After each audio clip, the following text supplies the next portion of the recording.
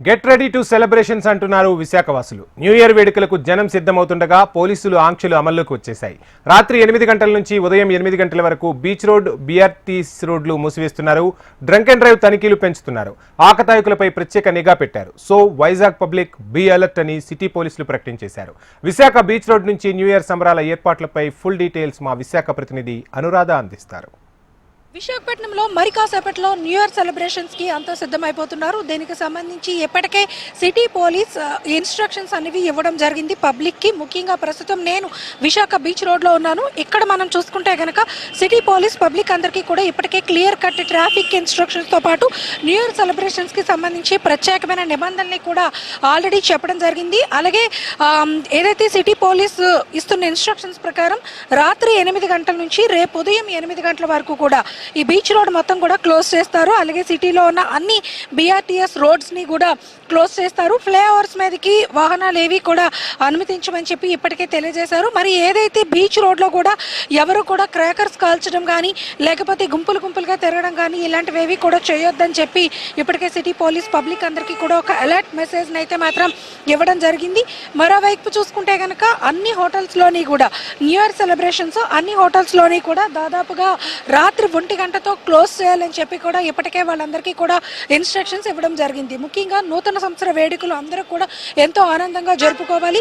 ఎవరు కూడా ఇతరులని అంటే ప్రజల్ని తోటి పబ్లిక్ ని కూడా ఇన్కన్వీన్స్ చేయొద్దు అని చెప్పి ఇప్పటికే సిటీ పోలీస్ పదే చెప్తూ వస్తూ ఉన్నారు. డ్రంక్ అండ్ డ్రైవ్ కేసులు నమోదు చేయడంతో పాటు ఎవరైనా ఈవ్ టీజింగ్స్ లాంటి వాటికి పాల్పడితే కనుక ఖచ్చితంగా రౌడీ షీట్స్ కూడా తెరుస్తామని చెప్పి కూడా మరి పోలీసులు చెప్తా ఉన్నారు. మరోవైపు చూస్తే కనుక పబ్లిక్ నుంచి కూడా అవేర్నెస్ అవసరము. ఎందుకంటే చైన్ స్నాచింగ్స్ జరిగే అవకాశం ఉంటుంది, అలాగే యాక్సిడెంట్స్ జరిగే అవకాశం ఉంటుంది. వీటిలన్నిటిలోని కూడా కుటుంబాలతో బయటకు వచ్చేటప్పుడు జాగ్రత్తగా ఉండాలి అని చెప్పేసి కూడా తెలియజేస్తున్నారు. మొత్తానికి చూసుకుంటే కనుక మరి కాసేపట్లో న్యూ ఇయర్ ఈవెంట్స్కి విశాఖ పబ్లిక్ అంతా కూడా సిద్ధమైపోతున్నారు.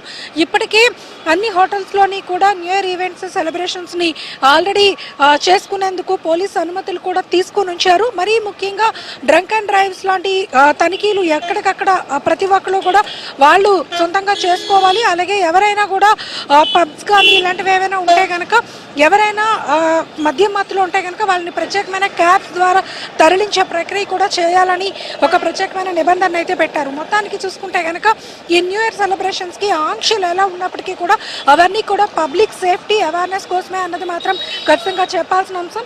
అందుకనే పబ్లిక్ అంతా కూడా ఏదైతే సిటీ పోలీస్ జిల్లా యంత్రాంగం ఇస్తున్న ఇన్స్ట్రక్షన్స్ ఉన్నాయో వాటిలన్నింటినీ కూడా ఫాలో అవుతూ నూతన సంవత్సరానికి వెల్కమ్ చెప్పాలని చెప్పి అందరూ కూడా ఆకాంక్షిస్తున్నారు.